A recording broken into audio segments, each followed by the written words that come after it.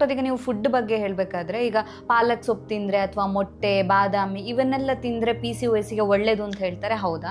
ಹೌದು ಖಂಡಿತ. ಈಗ ಮೊಟ್ಟೆ ಅಂತ ಹೇಳಿದ್ರೆ ಕಂಪ್ಲೀಟ್ ಪ್ರೋಟೀನ್ ಅಂತ ಹೇಳ್ತೀವಿ. ಈಗ ಆಲ್ರೆಡಿ ಮಾತಾಡ್ತಿರೋ ಹಾಗೆ ಪ್ರೋಟೀನ್ ರಿಚ್ ಫುಡ್ ಅಂತ ಹೇಳ್ತಿದೀವಿ. ಸೊ ಈಗ ದಿನಕ್ಕೆ ಅಟ್ಲೀಸ್ಟ್ ಒಂದ್ ಮೊಟ್ಟೆ ತಿನ್ನೋದ್ರಿಂದ ತುಂಬಾನೇ ಹೆಲ್ಪ್ ಆಗುತ್ತೆ. ಅದು ಕಂಪ್ಲೀಟ್ ಪ್ರೋಟೀನ್ ಅಂತ ಹೇಳ್ತೀವಿ.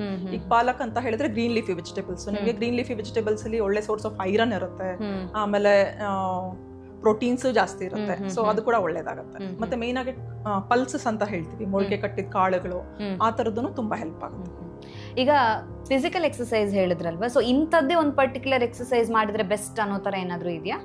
ಆ ತರ ಏನು ಪರ್ಟಿಕ್ಯುಲರ್ ಆಗಿಲ್ಲ. ಒಟ್ನಲ್ಲಿ some sort of physical activity ಇಟ್ಕೊಳ್ಳೋದು ತುಂಬಾನೇ ಹೆಲ್ಪ್ ಆಗುತ್ತೆ. ಸೊ ಈಗ ಒಬ್ಬೊಬ್ರಿಗೆ ಏನಾಗುತ್ತೆ, ನಾನು ವಾಕಿಂಗ್ ಮಾಡ್ತೀನಿ ಅಂತಾರೆ, ಒಬ್ಬೊಬ್ರು ಜಾಗಿಂಗ್ ಮಾಡ್ತೀನಿ ಅಂತ ಹೇಳ್ತಾರೆ, ಒಬ್ಬೊಬ್ರಿಗೆ ಇಲ್ಲ ನಂಗೆ ಯೋಗ ಮಾತ್ರನೇ. ಸೊ ಪರವಾಗಿಲ್ಲ, ಅದೇನು ತೊಂದರೆ ಇಲ್ಲ. ಸೊ ಹೆಂಗೆ ಕಂಫರ್ಟ್ ಆಗುತ್ತೋ ಆ ತರ ಒಂದು 45 ಮಿನಿಟ್ಸ್ ಇಂದ 1 ಅವರ್ ವಾರದಲ್ಲಿ ಅಟ್ಲೀಸ್ಟ್ ಒಂದು 5 ದಿನ ಅವ್ರು ಮಾಡ್ಕೊಂಡು ಈ ತರ ಆಹಾರ ಏನೇನ್ ಸೇವನೆ ಮಾಡ್ಬೇಕು, ಏನೇನ್ ಸೇವನೆ ಮಾಡಬಾರ್ದು ಅನ್ನೋದ್ರ ಮೇಲೆ ಗಮನ ಹರಿಸಿದ್ರೆ ಅದು ಖಂಡಿತ ಅವ್ರಿಗೆ ಸ್ವಲ್ಪ ಆದ್ರೂ ವೆಯ್ಟ್ ಲಾಸ್ ಕಾಸ್ ಮಾಡುತ್ತೆ.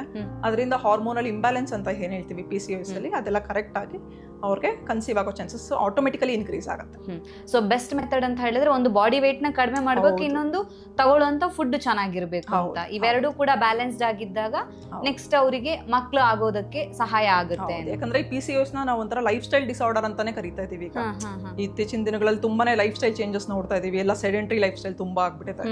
ಸೊ ಲೈಫ್ ಸ್ಟೈಲ್ ಮಾಡಿಫಿಕೇಶನ್ ಮಾಡ್ಕೊಳ್ಳೋದ್ರಿಂದ ತುಂಬಾನೇ ಹೆಲ್ಪ್ಫುಲ್ ಇರುತ್ತೆ. ಮತ್ತೆ ಪ್ರೆಗ್ನೆನ್ಸಿ ಆಗಕ್ಕೂ ತುಂಬಾ ಹೆಲ್ಪ್ ಆಗುತ್ತೆ.